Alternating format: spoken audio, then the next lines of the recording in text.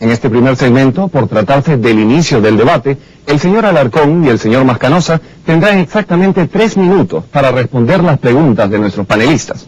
A partir del próximo segmento, les daremos 1 minuto y medio por pregunta. A mí me toca la nada envidiable tarea de interrumpirlos al cabo de ese tiempo, y no vamos a hacer excepciones. Nuestros millones de televidentes se merecen la oportunidad de escuchar los argumentos e ideas detrás de las posiciones antagónicas de nuestros invitados. Y sin más preámbulos, vamos a recurrir al viejo recurso de la moneda para decidir quién recibe la primera pregunta. Quien gane el sorteo puede escoger si ir al principio o tener la última palabra. Señor Alarcón, ¿cara o sello? Cara. Bien, sello para el señor Mascanosa. Y tenemos sello. Señor Mascanosa, ¿prefiere comenzar o tener la última palabra? Yo le cedo la palabra al señor Alarcón. Muy bien, muchísimas gracias. De modo que comenzamos el debate con el señor Alarcón, quien tiene 3 minutos para responder la pregunta de Ricardo Brown. Ricardo. Muchas gracias, José. La historia me absolverá, es una cita célebre de Fidel Castro, pero por supuesto no hay un veredicto unánime de sus contemporáneos. Fidel Castro, para unos, es un tirano, para otros, una figura gloriosa. Señores, mi primera pregunta es, ¿cuál será el juicio de la historia sobre Castro y sobre la Revolución Cubana? Primero el señor Alarcón, por favor. Bueno, obviamente habrá que esperar por la historia. Hay cosas que solamente se pueden apreciar y se pueden juzgar cuando se ha producido un proceso de decantación en el tiempo. Ustedes mismos al presentar este programa aludían a el ambiente que rodea la cuestión de Cuba, cómo hay pasiones, cómo hay presentaciones tendenciosas, cómo es difícil para los contemporáneos hacerse un juicio enteramente objetivo, imparcial, digamos. Ahora, si vamos a jugar la historia inmediata, yo creo que ya ha habido fallos muy importantes. Se trata del dirigente de un país que está situado en una problemática excepcional. ¿Qué país del mundo hubiera podido sobrevivir, resistir, pasar esta última jornada, estos últimos 5, casi 7 años ya de pérdida de sus mercados internacionales, de pérdida de los créditos, de haber visto caerse de un golpe sus principales nexos económicos internacionales y al mismo tiempo enfrentar una política de verdadera guerra económica multiplicada, intensificada, como todo el mundo sabe. Sin embargo, Cuba está ahí. Sin embargo, el proyecto revolucionario cubano, con todas sus dificultades, con todos sus problemas, sigue siendo hoy esencialmente la respuesta a las aspiraciones históricas de nuestro pueblo. Y sigue mostrando logros que todavía son para millones de gente en muchas partes del mundo sueños, aspiraciones, deseos. Esos son hechos que nadie puede cuestionar. Creo que no solamente la entrevista que acaban de ver los televidentes, sino además el documental preparado por la CBS, que se presentó hace algunas semanas, en que no solo aparece Fidel Castro hablando con Dan Rader, sino además aparece el pueblo cubano hablando, aparece los contactos de él y de Rader con estudiantes, con campesinos, con trabajadores en muchas partes del país, indican que además de eso, en la actualidad, el juicio, en última instancia más importante que el de la historia, el juicio del pueblo cubano, de los hombres y mujeres que se afanan, que se esfuerzan, que se sacrifican, que luchan en este país, es un juicio sin la menor duda favorable. Creo que dije favorable un poquitico más rápido, pero son casi los 30 segundos que me advirtieron. Así es. Originalmente, señor Alarcón, esa señal de 30 que le dieron era para advertirle que dispone de otros 30 segundos hasta el final de su tiempo. Pero parece que ha culminado su idea, así que damos paso ahora al señor Jorge Mascanosa. Bueno, yo ante todo quiero agradecer a CBS Telenoticias la oportunidad de responder a esta bochornosa mentira que ha expuesto Fidel Castro en este documental. La vida de Fidel Castro, a la cual le quieren dar alguna dimensión histórica ahora con estos documentales, es una gran mentira. Como es una gran mentira también su obra de gobierno y su propaganda. Por eso hemos aceptado este debate, porque queremos que prevalezca la verdad. Y sabemos que estamos acompañados de Dios, de la razón, en este debate. Finalmente y al fin, creo que tenemos la oportunidad de podernos enfrentar cara a cara con los detractores de la nación cubana y responder así de frente a las 1000 calumnias e infamias que la dictadura de Castro ha derramado sobre la oposición política y particularmente sobre la Fundación Nacional Cubanoamericana y sobre mi persona. Yo espero que en este debate puedan hablar por mí los que no pueden hacerlo por ellos mismos. Que se escuche en el día de hoy la voz del hermano de la fe, Gerardo González, decapitado por una ráfaga de ametralladoras el 1 de septiembre de 1975 en la masacre de la prisión de Boniato. Que puedan hablar los 497 fusilados que perdieron sus vidas al estilo de Stalin en una sola noche fusilados en la causa del 30 de agosto de 1962. Yo ofrezco esta comparecencia mía a nuestros hermanos en la isla, que yo sé que arden en deseos justificados para enfrentarse a sus tiranos, como tengo yo la oportunidad de hacerlo hoy. También ofrezco este debate a las presas políticas cubanas, a las víctimas de Castro, entre ellos a mis propios hijos, que por este incidente político trágico en la historia de Cuba no pudieron nacer en la tierra libre de sus padres. Y para que el mundo sepa que los cubanos exiliados no llegamos a los Estados Unidos en busca de fortuna, sino para hacer uso de una libertad prestada que nos permita alcanzar la que necesitan todos los cubanos, la libertad de la patria cautiva que todos llevamos en el corazón. Muy bien, señor Jorge Mascanosa, muchísimas gracias. Ahora daremos paso a una breve pausa. Cuando regresemos enfocaremos el tema del embargo estadounidense hacia la isla. No se vayan.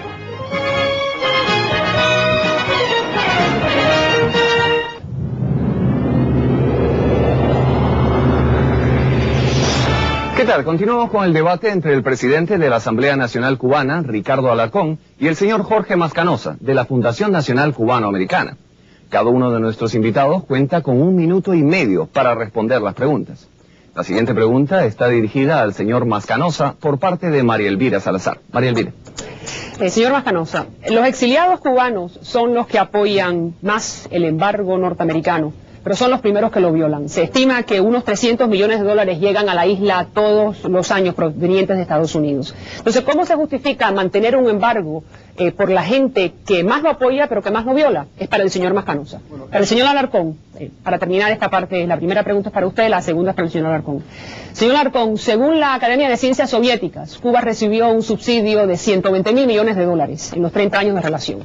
Eso es 10 veces lo que recibió toda Europa después de la guerra. En esa época el comandante Castro se burlaba del embargo diciendo que los imperialistas no habían podido detener el avance de la revolución. Naturalmente que con esos niveles de ayuda era posible burlarse. Entonces ahora, ¿por qué se ha convertido en el gran culpable de los problemas económicos? Señora Mascanosa, comienza. Primero déjame decirte que el embargo no es contra el pueblo de Cuba. El embargo es contra el gobierno comunista de Castro. Y además el carácter humanitario del pueblo de Cuba y el carácter humanitario de los que dirigimos el proceso contra la revolución cubana, la revolución comunista, es precisamente un carácter humanitario. Por eso es que se permiten, y nosotros alentamos, que nuestros hermanos en el exilio le envíen a nuestros hermanos en la isla ayuda humanitaria consistente en medicina y en comida.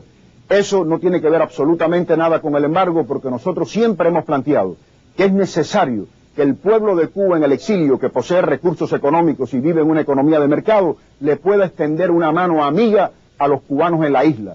Lo que no queremos es que esa ayuda humanitaria pase por manos de Castro, porque él la utiliza precisamente para repartirla en el entorno y repartirla entre el grupito que forma la gran dictadura, que forma la nomenclatura, que forma la nueva clase. Por tanto, no es una violación del embargo y es consistente con el carácter humanitario de esta lucha que estamos desarrollando contra Castro. Señor Alarcón, la respuesta a la pregunta de María Elvira ya se adelantó a hacerla un poquito, pero creo que la tiene fresca en la mente.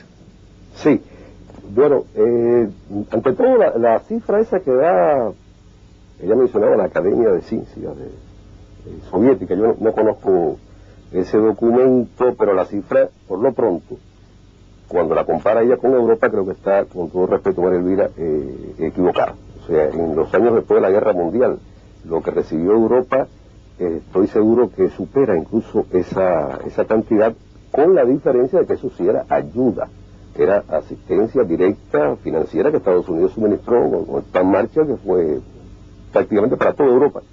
En el caso de Cuba y la Unión Soviética, se habla de subsidio cuando en realidad se está tratando de una cosa diferente.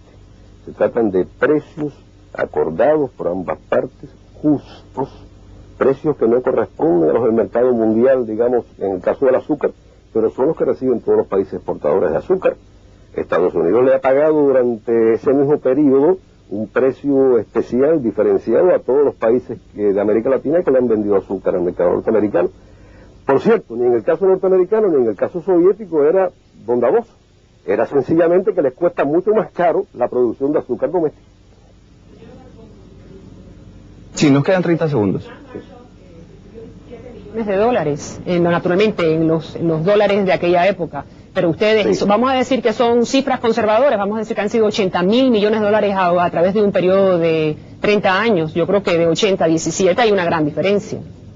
Sí, pero es que la cifra esa la están calculando a partir de diferencias en precios, comparando lo que costaba, digamos, el azúcar, lo que se pagaba por el azúcar en el llamado mercado mundial, y lo que los soviéticos nos pagaban a nosotros. Pero igual se puede comparar la diferencia entre lo que Estados Unidos le paga por algunas importaciones a algunos países de América Latina o lo que Europa le paga a los países africanos que le exportan a su mercado. Y repito, no era benevolencia, ni es benevolencia en el caso de los países desarrollados hoy, es una forma de proteger la industria local, de proteger la producción azucarera norteamericana o europea. Averigüe con otros participantes para que vean los muchos beneficios que reciben los productores en Miami, en Florida. Señora Alarcón, y María Elvira también, perdón, estamos cortos de tiempo, tenemos que parar ahí. Llega el momento para otra pausa comercial. Regresamos enseguida con nuestros invitados que debatirán el controversial tema de los derechos humanos en Cuba.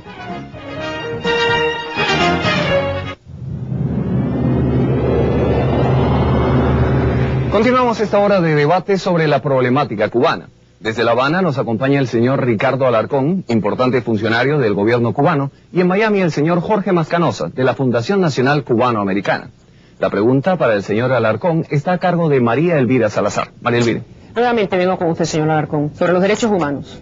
Su gobierno dice que la oposición interna está controlada por Estados Unidos y por eso hay que aplastarla. Pero entonces, ¿cómo se puede justificar que una parte de esa disidencia, una parte importante, que no fue batistiana, que no recibe dólares de Estados Unidos y que peleó junto con Fidel Castro para establecer la revolución, como por ejemplo, estoy hablando de Gustavo Arcos Bernes, el presidente del Comité Pro Derechos Humanos, sea una posición encarcelada y hoy sea perseguida? Señor Alarcón. Bueno, no se trata de aplastar a nadie, y en el caso de Gustavo Arcos, que usted acaba de mencionar, que yo sepa no está en ninguna cárcel, y es bastante explícito, además bastante locuaz, hablando con algunos colegas suyos, María Elvira. De lo que se trata es de lo siguiente: la independencia de un país es algo que no se puede ni negociar ni renunciar. Cuba es un país independiente. Cuba no es una colonia de los Estados Unidos. Estados Unidos no tiene derecho a organizar la subversión en Cuba, no tiene derecho a decidir ni directamente ni a través de sus agentes en Miami cómo debe ser organizada la sociedad cubana. Derechos humanos, podríamos estar hablando toda la hora de que ustedes disponen. Lo más importante es decir que se trata de una expresión muy noble, algo que nadie puede desestimar en el mundo, pero algo muy manipulado como parte de toda la estrategia contra Cuba para justificar ese famoso bloqueo que a algunos agrada tanto. Esto, por ejemplo, María Elvira, es un documento de Amnistía Internacional. Aquí hay una lista que abarca a todos los países del mundo, incluyendo Estados Unidos. Si usted compara Estados Unidos con Cuba, habría muchas más razones, según este informe, para imponerle un bloqueo. Lamentablemente, el minuto y medio ha expirado. Damos paso ahora nuevamente a María Elvira con su pregunta para el señor Jorge Mascanosa. Si tengo tiempo, vuelve usted, señor Alarcón. Señor Mascanosa, en 1991, usted apoyó que le llamaran traidor a ese mismo señor Arcos Bernes, el presidente del Comité Pro Derechos Humanos, por haber pedido un diálogo con Fidel Castro. Si él junto con otros, como Osvaldo Payá del Movimiento Cristiano, están dentro de Cuba, en la línea de fuego, ¿por qué esa gente por lo menos no tiene su apoyo moral? Bueno, primero siempre han tenido ese apoyo moral. Yo tuve una correspondencia, una relación epistolar con el señor Gustavo Arcos, aclarando perfectamente que nosotros no suscribíamos ese epíteto que usted acaba de mencionar. Yo creo tener una buena relación con el señor Gustavo Arcos, así que eso se refiere a otro personaje del exilio. Lo que yo sí quiero salir es en defensa de la oposición en Cuba, porque es insultante, totalmente insultante y ofensivo, que el señor Castro haya dicho en ese documental que a la oposición en Cuba se le paga. A la oposición en Cuba no se le paga.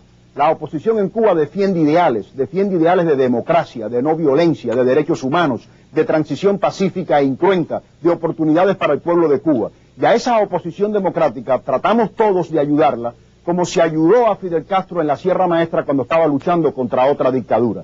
Yo sí creo que tenemos que hablar de los derechos humanos, y tenemos que hablar, por ejemplo, del remolcador 13 de marzo, que fue hundido el 13 de julio y donde perdieron las vidas 23 niños. Una embarcación que fue embestida utilizando mangueras de agua con chorros tan poderosos que arrebataban a los niños del brazo protector de sus madres. Tenemos que hablar, por ejemplo, de la violencia, del asesinato a Luis Quevedo Remolina, cuyos testículos y rostros reventados a culatazos y protestas en regla se produjeron. Las palabras de la madre al hacer la denuncia fue muy breve. Su cuerpo estaba destrozado. Le rompieron la mandíbula a culatazos, le partieron la boca y le reventaron los testículos. De esos derechos humanos son de los que debemos de hablar en este programa. Muchísimas gracias, señor Mascanosa. ¿Con quién? Regresamos ahora, vamos a tener la oportunidad de hablar con el señor Alarcón para que responda a esos comentarios del señor Mascanosa. Señor Alarcón. Por favor, señor Alarcón. Mi única respuesta es ni siquiera en este libro de una organización tan activa en el tema de los derechos humanos, Amnistía Internacional, mencionan esas novelas que inventa el señor Mascanosa. A mí me habían dicho, tenía entendido que iba a estar aquí un afamado, notable escritor latinoamericano que no lo veo por ninguna parte. Es que ahora el novelista es Mascanosa y no es Vargas Llosa. Señor Mascanosa, tiene usted un poco de tiempo para contestar. Bueno, mira, la novela que dice el señor Alarcón es una novela muy real, porque es el sufrimiento del pueblo de Cuba que se ha comprobado no solamente en 1000 ocasiones, sino que se ha denunciado ante la Comisión de Derechos Humanos de las Naciones Unidas. La masacre del río Canímar es conocida también, se notificó y se discutió en la Comisión de Derechos Humanos de las Naciones Unidas, ocurrió el 6 de julio de 1980, hundieron la embarcación 20 aniversario para evitar que 3 jóvenes, entre ellos reclutas, abandonaran el país. Este es el caso de Roberto Calveiro. La embarcación fue embestida y sus tripulantes ametrallados. El saldo fue de 45 muertos, entre ellos mujeres y niños. Y yo creo que el remolcador 13 de marzo, la tragedia del remolcador 13 de marzo, como el derribo de los aviones de Hermanos al Rescate y el asesinato de esos 4 hermanos nuestros en aguas internacionales, es algo que lo ha comprobado el mundo, lo han denunciado las organizaciones internacionales, se ha discutido. Por tanto, es lamentable que el señor Alarcón se trate de amparar y de cubrir detrás de novelas y detrás de fábulas que no existen. Estos son hechos reales, como es real que el doctor Omar del Pozo es un prisionero de conciencia que Fidel Castro se niega a liberar. Está preso desde 1992, tiene una salud crítica, falta de asistencia médica, numerosas gestiones por su liberación han sido infructuosas y Castro se niega a ponerlo en libertad. Y tengo aquí sobre mi mesa una cantidad enorme de violaciones de derechos humanos que pudiéramos discutir en el curso de este programa, que no son novelas, son cosas ciertas. Tendremos oportunidad de revisar ese tema un poquito más adelante. Ahora hacemos una pausa y regresamos con más de este debate sobre Cuba. En unos instantes hablaremos sobre la problemática y perspectivas del exilio cubano. No se vayan.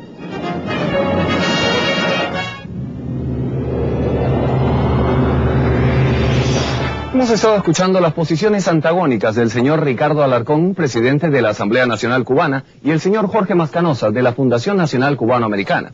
Ahora le toca el turno a Ricardo Brown con su pregunta para el señor Mascanosa. Muchas gracias, José. Señoras, la historia también va a juzgar a los adversarios de la revolución. Estoy diciendo a los adversarios cubanos, a los exiliados y a los disidentes. Obviamente, por ahora, las pasiones tiñen las definiciones, o son, como dice el señor Mascanosa, héroes que luchan en forma muy desigual contra una dictadura, o tal vez, como diría el señor Alarcón, son traidores a las órdenes de una potencia extranjera. Pero mi pregunta al señor Mascanosa es esta: en realidad, los exiliados, la mayoría de ellos, entre ellos usted lleva más de 30 años fuera del país, son personas que, muchos de ellos participan en la política estadounidense, que han echado raíces en el extranjero, personas que militan en el Partido Republicano, el Partido Demócrata. ¿Qué derecho verdaderamente tiene el exilio de disponer de lo que ocurre en Cuba, señor Mascanosa? Primero, que el exilio no salió voluntariamente de Cuba. El exilio salió porque Castro y su dictadura secuestró las libertades individuales y colectivas y violó los derechos humanos de todos los cubanos.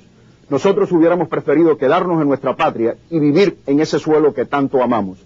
Por tanto, el exilio no es un exilio voluntario ni un exilio acomodaticio. Y como nacimos en esa tierra y queremos a esa tierra, y esa tierra está sufriendo y está pasando por el momento más trágico de su historia, es una responsabilidad de carácter individual y colectiva, como pueblo, el tratar de darle una mano, echarle una mano, ayudar a ese pueblo para que se pueda sacudir esa tiranía que tiene encima. Por tanto, yo creo que a nosotros nos asiste el derecho moral de luchar porque en Cuba prevalezca lo que prevalece ya en todo el hemisferio occidental: libertad, democracia, respeto a los derechos humanos, economía de mercado, prosperidad, respeto a la dignidad humana, felicidad familiar, y que además los cubanos tengan el derecho a escoger por sí mismos el sistema político que tengan bien a darse, que les venga bien, que existan opciones para el pueblo de Cuba, que existan elecciones periódicas, transparentes, que se respete el sufragio universal y secreto, que el pueblo de Cuba pueda recuperar su soberanía y decir qué quiere y quiénes van a ser sus dirigentes y sus gobernantes. Esas opciones no las tiene con el presente sistema. Y yo creo que el pueblo de Cuba quiere lo que todo el mundo tiene: libertad, democracia, derechos humanos y prosperidad económica. Se agotó su tiempo y quisiera preguntarle al señor Alarcón, por otro lado, ¿por qué es tan implacable la revolución cubana con sus adversarios? ¿Por qué el mismo Fidel Castro, no un órgano de prensa, no el presidente de un comité de barrio, el mismo Fidel Castro se ha referido a través de los años de sus opositores como gusanos, negándole hasta su condición humana? Y dígame, ¿hay en Cuba mítines de repudio donde el mismo Gustavo Arcos, por ejemplo, ha sido blanco, que multitudes amparadas por los órganos policiales se presentan en la casa a hostigarlo? ¿Existe eso en Cuba? Bueno, hace mucho tiempo que no recuerdo el último. Los mítines de repudio que más recuerdo en estos días son los que se han hecho contra Gonzalito Rubalcaba, contra Rosita Fornés, contra otras personas allá justamente en Miami. Pero mire, el término de gusano, que es cierto, Fidel Castro lo habrá empleado alguna vez y otros cubanos también. En primer lugar, aparece en nuestra historia, ante todo, empleado por José Martí, cuando se refería precisamente a las personas que, aunque hayan nacido en Cuba, no tenían fe en su patria y conspiraban o luchaban contra la idea misma de la patria. En cuanto a lo de ser implacables, creo que hay muchas pruebas de todo lo contrario, porque hay una masa de personas que se han opuesto a la revolución y que se encuentran viviendo en la ciudad de Miami. Algunas de ellas, aunque no hayan buscado fortuna, la encontraron y cuentan con todo el apoyo del gobierno norteamericano para transmitir radio, con todo respeto, para transmitir televisión, etcétera. Salieron de Cuba porque pudieron hacerlo, porque se les facilitó, se les propició, incluso a través de acuerdos con los Estados Unidos. ¿Es eso ser implacable, realmente? Señor Alarcón, muchas de estas personas son personas que han cumplido largos años de condena. ¿Hay otro país en América Latina donde haya presos políticos que cumplieron tantos años, 30 años, 20 años? Sí, como no, y en Estados Unidos los hay que cumplen mucho más y algunos no cumplen ninguno, como los 3.000 que están en la lista esperando por ser ajusticiados, que se le aplica la pena de muerte. Pero además hay una diferencia fundamental, dígase lo que se diga. Esas personas que son cubanos cuando les conviene y norteamericanos cuando les resulta más atractivo, cuentan con apoyo que no lo digo yo. El presidente Clinton le entregó $500,000 a una organización llamada Freedom House para eso. Aquí una señorita de la sección norteamericana se dedicaba a eso, a repartir no solamente literatura, sino consignas y además dinero. De manera de que tenemos un exilio, un llamado exilio, que realmente denigra la noción del exilio político, denigra la tradición del exilio patriótico de Cuba y de cualquier parte, que nunca tuvo nada que ver con el financiamiento de una gran potencia, que nunca contó con los respaldos con que cuenta, que lo convierten sencillamente en un instrumento de la política norteamericana. Y en Cuba hay personas que colaboran con esos instrumentos de la política norteamericana y que están en sus casas, amigo mío, que no han sido tratados como trató Europa a los traidores en la época de la guerra. Muchas gracias, señor Alarcón. Estamos tratando de ser lo más justo posible y el reloj sí que es implacable. Señor Macanosa, El señor Alarcón se refirió a la intolerancia del exilio. Muchos acusan al exilio de ser intolerante, de que hay mítines de repudio. Cuando se le hace una manifestación a un pianista que no ha roto, vive fuera de Cuba, pero que no ha roto con el gobierno, o con una veterana vedette, ¿eso no envía un mensaje de intolerancia? En lo absoluto, porque aquí en esta ciudad, por ejemplo, tienen programas de radios los alabarderos del gobierno comunista de Cuba, como el señor Aruca, que pasan los discursos de Castro, las peroratas del señor Alarcón, del señor Robaina, etcétera, aquí en Miami, y no le sucede absolutamente nada. Este es un exilio tolerante, donde se han confundido prácticamente ya las víctimas con los victimarios y no ha sucedido nada, porque esta sociedad precisamente permite esa apertura y permite esa apertura de mente para poder nosotros convivir todos civilizado y pacíficamente aquí.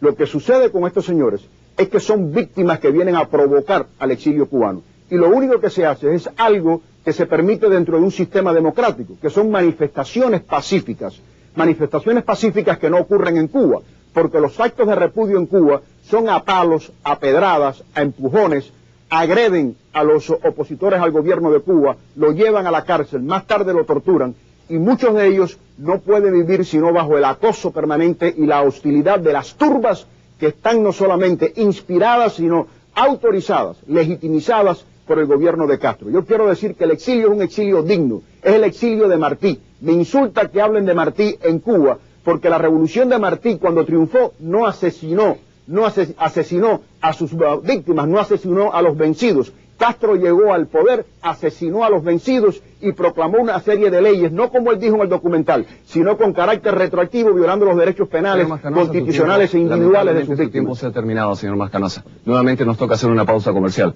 Cuando regresemos, nuestros invitados debatirán sobre las posibilidades de apertura política en la isla. Eso y más en solo unos instantes.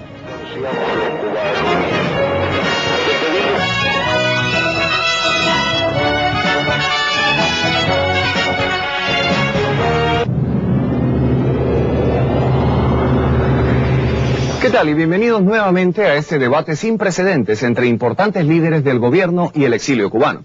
Nos acompaña desde La Habana el señor Ricardo Alarcón, presidente de la Asamblea Nacional Cubana, y desde Miami el señor Jorge Mascanosa, presidente de la Junta Directiva de la Fundación Nacional Cubano-Americana. Cada uno de nuestros invitados cuenta con 1 minuto y medio para responder las preguntas de nuestros panelistas María Elvira Salazar y Ricardo Brown, corresponsales de CBS Telenoticias y conocedores de la realidad cubana. Continuamos con el debate. La pregunta para el señor Ricardo Alarcón está a cargo de Ricardo Brown. Ricardo. Muchas gracias, José. Mi pregunta al señor Alarcón. Gran parte de la comunidad internacional pide una apertura democrática en Cuba, y vamos a estar claros con lo que quieren decir. Partidos de oposición, con elecciones periódicas, con reglas del juego que permitan igualdad de condiciones a quienes están en el poder y a quienes aspiran al mismo, con libertad de expresión. ¿Qué tiene de malo eso, señor Alarcón? Lo que tiene de malo es que nadie pretenda imponerle a otro cómo organizar su sociedad política. Eso que usted ha descrito es una idea de un modelo político que prevalece en algunos países de Occidente, pero no es cierto que sea universal.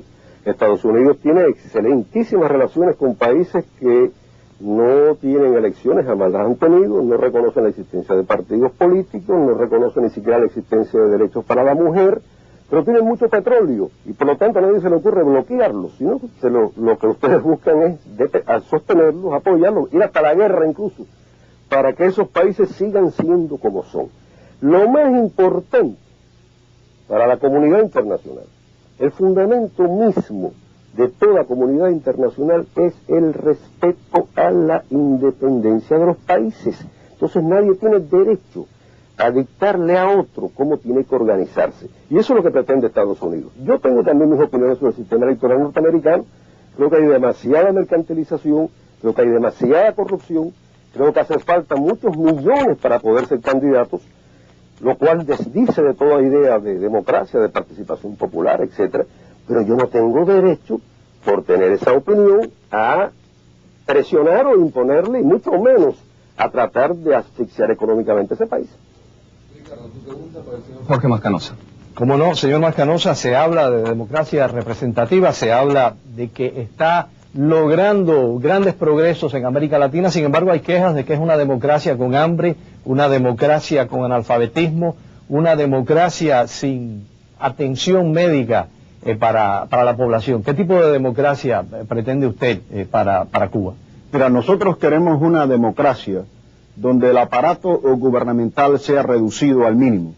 Cuando el gobierno administra o dirige la cuestión económica, que eso es lo que sucede en algunos países democráticos, con un gobierno demasiado grande, lo que sucede es eso, ineficiencia, lo que sucede es retraso, no se suministran las cosas ni las fuerzas del mercado se le permite que el ser humano pueda ser liberado integralmente. Nosotros queremos una democracia con un gobierno bien reducido donde el cubano sea liberado integralmente, que le permita esa libertad integral entrar en cualquier tipo de actividad comercial o económica que estime necesaria, establecer compañías, poder viajar al exterior, poder incorporarse a las fuerzas dinámicas de una economía mundial que está acentuada por la alta tecnología, por la modernidad, por la revolución industrial, por la revolución económica, en fin, la que le pueda llevar a los cubanos a la mesa pan con dignidad, donde pueda conjugarse la prosperidad con la dignidad al ser humano. Esa combinación produce la paz social y la felicidad familiar. Eso es lo que nosotros procuramos para el pueblo de Cuba.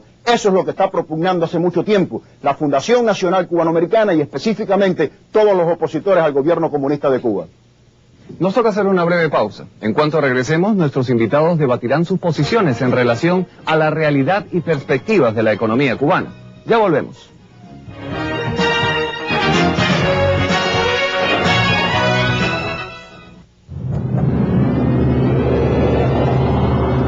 Seguimos con esta presentación especial de CBS Telenoticias. La siguiente pregunta para el señor Jorge Mascanosa está a cargo de María Elvira Salazar. María Elvira. Señor Mascanosa, hablemos un poco de economía, la economía cubana en este momento. Usted es empresario, es un empresario millonario, y los empresarios por definición buscan ganancias. También muchos de los miembros de la Fundación Cubanoamericana son empresarios y empresarios muy exitosos. ¿Qué seguridad puede tener el pueblo de Cuba, ese pueblo de Cuba que no tiene nada y que tiene hambre, de que los empresarios del exilio, gente como usted, no van a llegar a implantar un capitalismo salvaje, aprovechándose de esa economía que está en ruinas y que a gritos necesita inversión? La misma seguridad que nos ofreció el sistema democrático y de economía de mercado en este país, cuando nosotros llegamos muertos de hambre a esta nación. Se nos respetó nuestra dignidad, se nos respetó la oportunidad de poder, de acuerdo con nuestros esfuerzos, prosperar en este país. Y nosotros lo que queremos para los cubanos en la isla es precisamente un sistema que le garantice a los cubanos la oportunidad de llegar a ser lo que nosotros somos hoy. Gente independientemente, gente económicamente independiente. Ese sistema, precisamente, que le permita a los cubanos progresar, prosperar, entrar en actividades económicas, que puedan asociarse a capitalistas, que puedan hacerlo con dignidad, que puedan escoger su trabajo, que tengan oportunidades ilimitadas de trabajo, donde puedan desarrollar sus profesiones o sus oficios con dignidad, donde tenga acceso Cuba a la nueva tecnología, al capital y al conocimiento que no posee hoy en día, porque todo eso está en manos de Castro. Hay un apartheid económico, que él en este documental lo admitió. Castro es el que administra la cuestión económica en Cuba. Por eso es que Cuba está fracasada, porque los ciudadanos cubanos individualmente no pueden darle rienda suelta a su iniciativa personal dentro del mundo económico. Por tanto, nosotros lo que queremos para Cuba es precisamente el mismo respeto y el mismo nivel de oportunidades cuando nosotros regresamos, llegamos aquí a este país sin un solo centavo y que hemos podido prosperar con dignidad y que hemos podido prosperar para declararnos independientes y luchar por la libertad de nuestro país. Ha terminado su tiempo, señor. Gracias. Mascanosa, vamos con usted, señor Alarcón. En el periodo de los años 70, señor Alarcón, el comandante Castro aceptó su responsabilidad por el fracaso aquella de la zafra de los 10 millones que ustedes querían llegar a esa meta. Ahora, Cuba vive el caos económico más severo de su historia. Yo le pregunto, en este periodo, ¿cuál es el grado de responsabilidad de la cúpula, incluyéndolo usted, que es parte de ella? Bueno, por supuesto que todos somos responsables de las decisiones, de los esfuerzos que se hacen para enfrentar una situación económica que no pudo haber sido más complicada. Pero déjeme decirle, María Elvira, que ni aquí hay hambre, ni aquí hay el desvalimiento que existe para mucha gente en muchas otras partes, sobre todo en América Latina, Ni siquiera yo creo que en Miami todos los cubanos sean millonarios como el señor Mascanosa. Yo creo que si esa es la meta que le ofrecen a los cubanos, tenía que empezar por demostrarla allí mismo en Estados Unidos. Creo que, a pesar de todo, la situación de nuestro país, que sigue siendo difícil y complicada, se puede demostrar que estamos en proceso de recuperación, en proceso de reactivación de la economía que se refleja en un tercio de crecimiento de la producción azucarera, en un crecimiento semejante a la producción niquelífera, en la intensificación, el crecimiento realmente impetuoso del turismo, en el crecimiento en casi todas las ramas de la economía nacional, a pesar de todos los esfuerzos que desde el exterior se hacen para complicarnos la vida.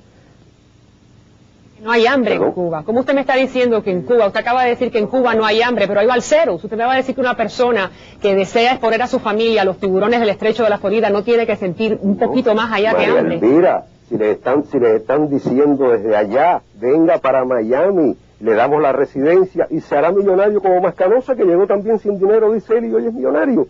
¿Cómo? Si le ofrecen eso mismo a los dominicanos, a los mexicanos, a cualquiera, usted vería entonces no balsas, vería transatlánticos yéndose a Estados Unidos cargados de Señor Alarcón, María Elvira, hablamos de los transatlánticos y las balsas dentro de unos instantes. Tenemos que hacer una breve pausa y regresamos con mucho más en este debate sobre la realidad y el futuro de Cuba. Acompáñenos en solo unos instantes.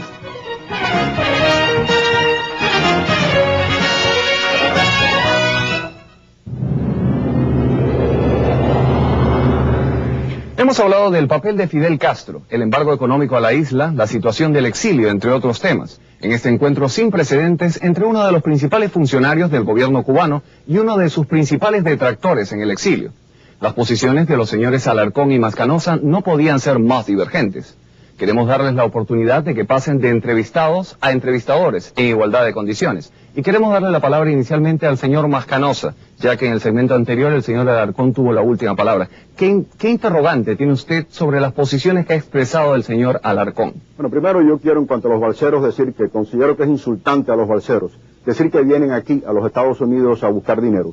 Los balseros vienen a buscar aquí lo que no tienen en Cuba, que no tienen derechos humanos, que no tienen oportunidades, que no tienen respeto a su propia dignidad. Ellos vienen aquí buscando la libertad y la democracia que no les ha dado la revolución comunista en Cuba. Por tanto, yo difiero totalmente del señor Alarcón en ese punto de vista y quiero salir en defensa de los balseros. Yo quiero ahora preguntarle al señor Alarcón dos temas específicos, uno de derechos humanos y otro en relación con el odio, que fue lo que precisamente Castro explicó en este documental, esta gran mentira que dijo Castro en el documental. En cuanto a los derechos humanos, mi pregunta a Alarcón es ¿cuál es su reacción, señor Alarcón, ante lo siguiente? En Cuba hay 241 prisiones, de hombres hay 96, una población penal aproximada de 124.000 personas, de mujeres 27, población penal 35.000, de menores 73, población penal 60.000, de militares 45, población penal 52.300, con el agravante que actualmente no otorgan estatus de preso político. Usted, señor Alarcón, habla de tolerancia. Sin embargo, usted tiene dos compañeros que lucharon con usted en el 26 de julio en contra de la dictadura de Batista en Cuba. Una de ellas es Mary Martínez Ibarra, estuvo 14 años en prisión y está aquí en el exilio. El otro fue Pedro Ortiz Anaya, 14 años en prisión y murió al llegar a Miami de inflamaciones en los órganos a consecuencia de las golpizas.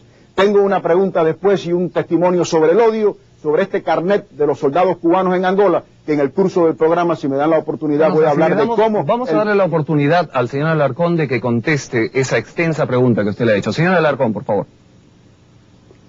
Mire, efectivamente es extensa la pregunta y está cargada de punta a cabo de falsedades.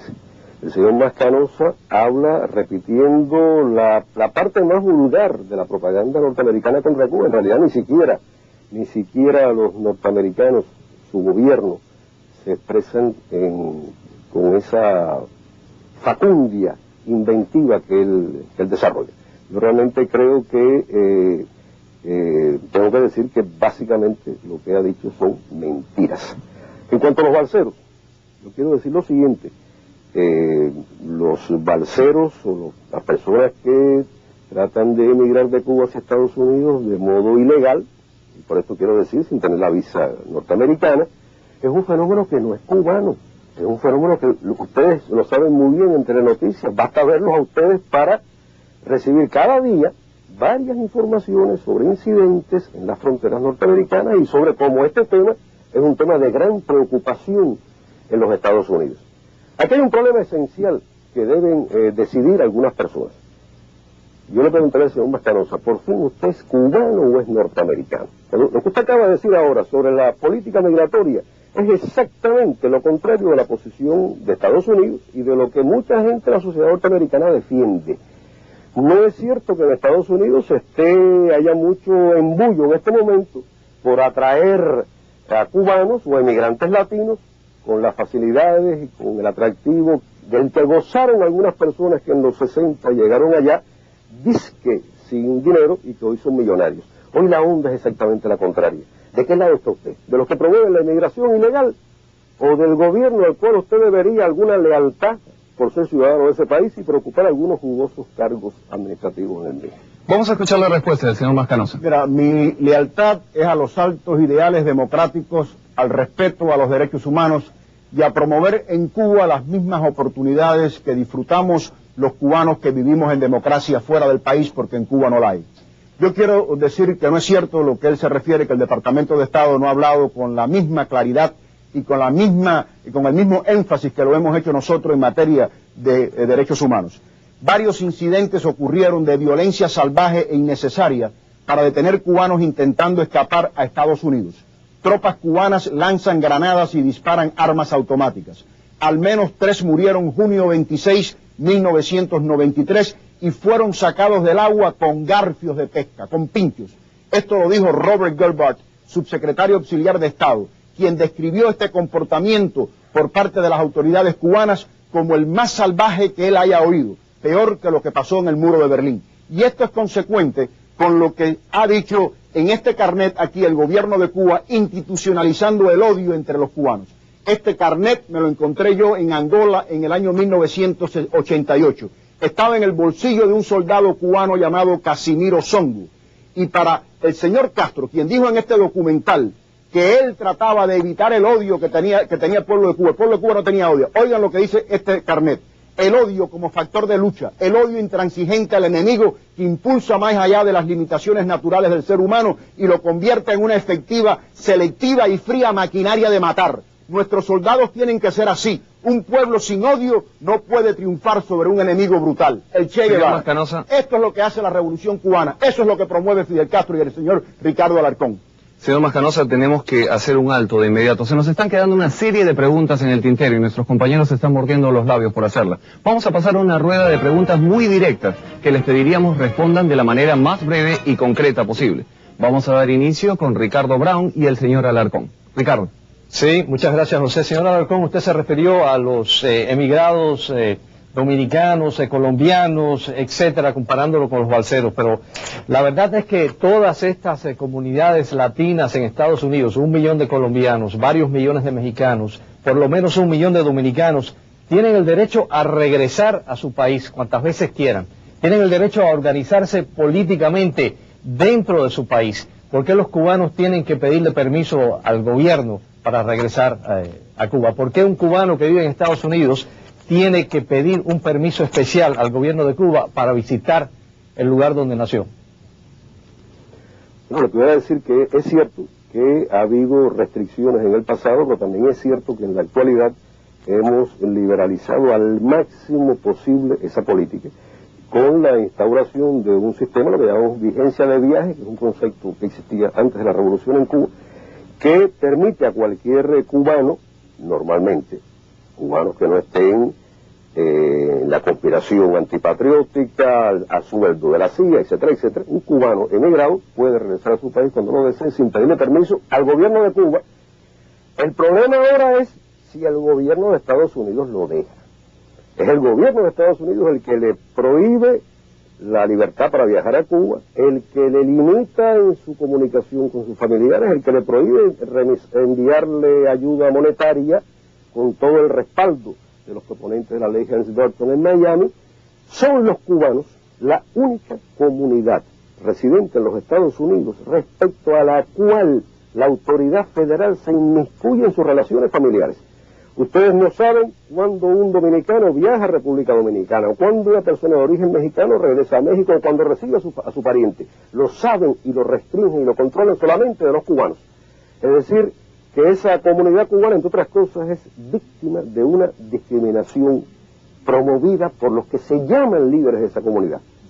Muchísimas gracias, señor Alarcón. Usted cuando dijo, ustedes no saben, espero que usted no crea que yo soy un miembro del gobierno de Estados Unidos, soy un periodista. Como periodista le hago esta pregunta al señor Mascanosa. Usted dijo que en Miami existe la tolerancia, se refirió a varios incidentes, el incidente del pianista Gonzalo Rubalcaba, el incidente de la bailarina Rosita Fornés. El hecho es que hubo cócteles molotov que fueron lanzados. ¿Hay intolerancia o no en Miami? ¿Y qué se pretende para una Cuba del futuro en que puedan regresar los exiliados? Absolutamente hay tolerancia en Miami. Cuando se tira un cóctel molotov debe de ser un provocador o quizás un agente de Castro, porque él envía a estos señores aquí a Miami para provocar a las víctimas de su sistema a este tipo de manifestación que es muy normal y aceptable dentro de un sistema democrático. Aquí ocurren manifestaciones todos los días en los Estados Unidos. Ocurren manifestaciones pacíficas todos los días en el resto de los países libres del mundo. Con permiso de la policía, se llevan pancartas y se explican los puntos de vista. Eso es lo que ha ocurrido aquí. Aquí sí hay tolerancia, porque aquí por Miami transitan sin ningún tipo de problema alabarderos del gobierno de Castro, que vienen a provocar a las víctimas de Castro. E incluso con mucha más tolerancia que cuando el Ku Klux Klan, por ejemplo, va a hacer un acto en medio de un reparto de ciudadanos negros en este país, o cuando agentes nazis van a provocar a los judíos que viven civilizada y pacíficamente en este país. Los cubanos hemos admitido eso, pero lo que no vamos a entregar es el derecho que tenemos a manifestarnos en contra de esos señores que vienen representando al gobierno de Castro y con la intención de provocarnos para desarrollar esa imagen y para provocar en periodistas como ustedes posiblemente la duda de que si el exilio cubano es respetuoso o no de los derechos ajenos. Nosotros sí lo somos, respetamos los derechos humanos, somos tolerantes y eso es lo que buscamos para Cuba. No como Castro, que dijo en este documental que solamente respetaba las críticas de los suyos. El tiempo ha terminado. Muchísimas gracias. Mis preguntas para ambos son muchísimo más sucintas. ¿Sí o no solamente, señor Alarcón? La respuesta que sea solamente sí o no. Si después de la muerte de Fidel Castro y si por la vía de las elecciones el señor Mascanosa llega a la presidencia de Cuba, ustedes que son, como bien dicen, grandemente democráticos, ¿usted apoyaría a ese gobierno que ha sido electo por el pueblo? ¿Sí o no? Al gobierno electo por el pueblo sí, pero no a un norteamericano que representaría un gobierno extranjero. La respuesta entonces, no. Señor Mascanosa. No, porque no es cubano. Bueno, primero, la ciudadanía mía cubana no es potestad ni de la Revolución Cubana, ni de Fidel Castro, ni de Ricardo Alarcón. Yo soy ciudadano cubano y lo llevo en el corazón. Lo que yo digo simplemente es que hay que llegar al poder por las elecciones libres, democráticas, sufragio universal y secreto, respeto a la voluntad popular, respeto a la soberanía, que los cubanos puedan escoger el sistema que estime conveniente a los gobernantes. Vamos con que usted, quieran señor elegir. Mascanosa. Una pregunta para usted, ¿sí o no? De la misma manera, si Fidel Castro sale de la escena política de Cuba y Ricardo Alarcón se convierte en el hombre hacia la transición democrática, ¿usted le diera toda su ayuda económica? La pregunta va más allá de un hombre. Tienen que darse las condiciones, las que acabo de describir. Si en unas elecciones democráticas, donde se respete la voluntad de los ciudadanos... Si el señor Alarcón se convierte en el hombre hacia esa democracia, ¿usted le diera su apoyo económico? Si se organizan los partidos políticos, tenemos oportunidad de manifestar nuestras ideas, tenemos los mismos accesos a los medios de sí lo hubiera. Eso sí lo hubiera. Y sale en una elección libre y democrática el señor Alarcón, o el señor Juan Pérez, o el señor José Rodríguez, nosotros lo respaldaríamos. Sí, señor. Señor Alarcón, ¿qué es preferible? Solamente estas dos opciones, ¿qué es preferible? ¿Soberanía, como la que ustedes quieren, o que el pueblo coma, como en este momento no lo hace? Las dos cosas son posibles. Hay estados que tienen carencia de soberanía y carencias de alimentación para los pueblos. Y muchas enfermedades, María Elvira. En este momento, Cuba tiene uno y no tiene el otro. Específicamente Tenemos más tiempo en este segmento, lamentablemente. Estamos llegando casi al final del programa, seguimos prisioneros del tiempo. Cuando regresemos tendremos las declaraciones finales de nuestros invitados. No se vayan.